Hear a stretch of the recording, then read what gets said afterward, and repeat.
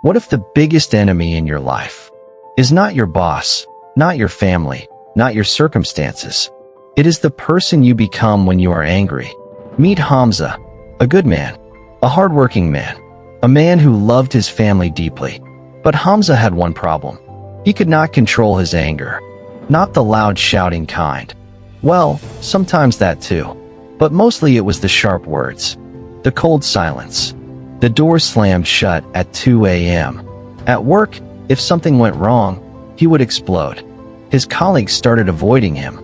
His boss stopped giving him important projects.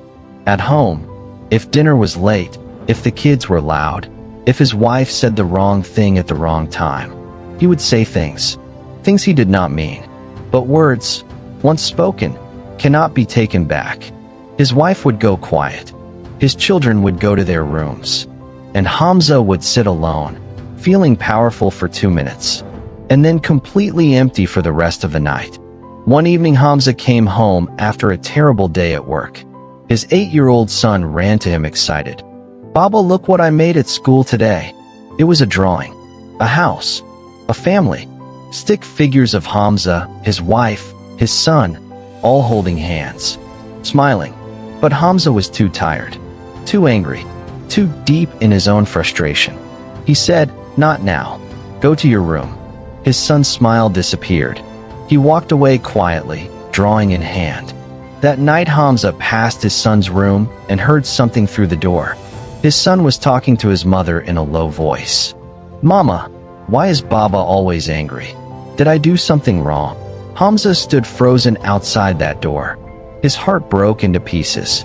His 8-year-old child, an innocent little boy, thought he was the reason his father was angry. Hamza sat on the floor outside that door and cried like he had not cried in years. That night, Hamza made a decision. Not for himself, for that little boy who drew a smiling family and still believed in it. He started small. When anger came, he learned to pause, to breathe, to walk away for 60 seconds before speaking.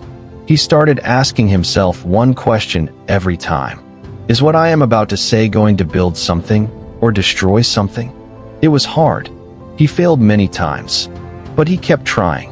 And slowly, things began to change. His son started running to the door again when he came home.